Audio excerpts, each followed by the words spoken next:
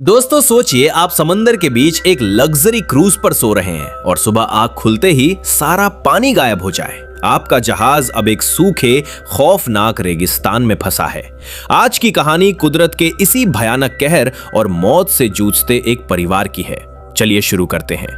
कहानी शुरू होती है आर्यन और रिया से, जो अपने परिवार के साथ इसी क्रूज पर थे। बाहर सिर्फ सूखी रेत थी, कंपस और फोन दोनों बेकार हो चुके थे। तभी आर्यन का मासूम बेटा एक बहुत बड़ी गलती कर देता है। वो चालाकी दिखाते हुए मदद के लिए आसमान में लाल गुब्बारे छोड़ देता है। उस बच्चे को क्या पता था कि इस बंजर दुनिया में अपनी लोकेशन बताना सीधे मौत को दावत देना है। इधर कैबिन में आर्यन पागलों की तरह रेडियो पर मदद मांग रहा था। 665 बार कॉल करने पर कोई जवाब नहीं मिला, लेकिन 666वीं कॉल पर रेडियो से एक खरखराती आवाज आई। वो आदमी एक छोटी पनडुब्बी में था। उसने जो बताया वो रूह कपा देने वाला था। धरती का मैग्नेटिक फील्ड पलट गया है, जिससे समंदर सूख गया। लेकिन भयानक सच ये था कि जल्द ही गायब हुआ समंदर एक महाविनाशकारी सुनामी बनकर वापस लौटने वाला है। आर्यन को एहसास हो गया कि वक्त बहुत कम है। उसने उस आदमी से गिड़गिड़ाते हुए अपने परिवार को बचाने की भीख मांगी। लेकिन किस्मत का खेल देखिए, पनडुब्बी में सिर्फ 2 लोगों की जगह खाली थी और परिवार में 4 लोग थे। आर्यन और रिया के सामने दुनिया का सबसे मुश्किल फैसला था।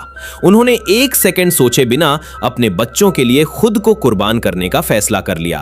उन्होंने तय किया कि वो अपनी जान देकर बच्चों को उस पनडुब्बी में भेजेंगे। पनडुब्बी वाला मान गया और उसने अपनी लोकेशन बता दी। अगले दिन सुबह आजादी की उम्मीद लेकर यह परिवार उस पनडुब्बी की तरफ पैदल निकल पड़ा। लेकिन तभी आर्यन की नजर दूर एक पहाड़ी पर गई। वहां एक आदमी खड़ा था, जिसके हाथ में खतरनाक हथियार और साथ में एक खूंखार कुत्ता था। यह वही शिकारी था जो गुब्बारों को देखकर यहां तक पहुंचा था। आर्यन एक नेकदिल इंसान था। उसने देखा कि वो शिकारी लंगड़ा कर चल रहा है।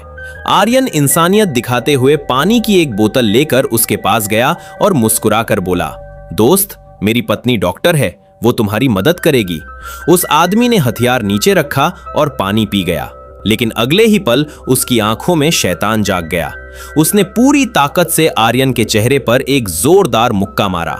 इससे पहले कि कोई कुछ समझ पाता, उस बेरहम शिकारी ने अपना हथियार उठाया और एक ही झटके में आर्यन को मौत के घाट उतार दिया। दूर खड़ी रिया की चीख निकल गई। अब उस दरिंदे की नजरें रिया और उसके बच्चों पर थीं। मौत सामने खड़ी थी और रिया पागलों की तरह रेगिस्तान में भागने लगी। क्या वो अपने बच्चों को बचा पाएगी? जानने के लिए अगला पार्ट जरूर देखें। दोस्तों, वीडियो को लाइक करें और चैनल को सब्सक्राइब करना ना भूलें।